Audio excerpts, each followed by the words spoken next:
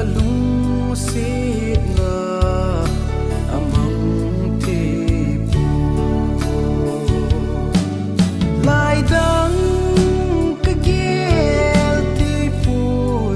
ngay lena sili zalaya nang guna hi kaginem na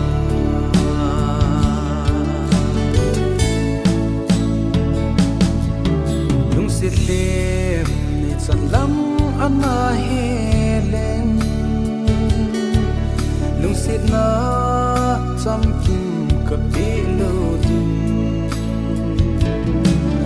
ipilung gel na him ka hetim pu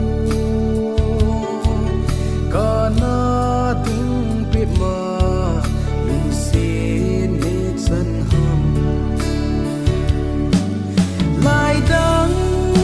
kagel tipu ngay lena sili zalaya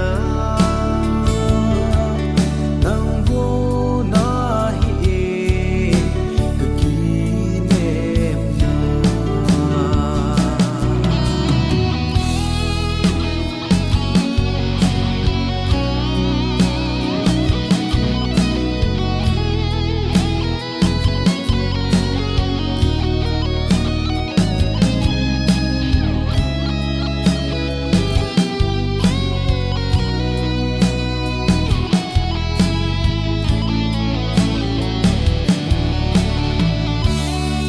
lung sit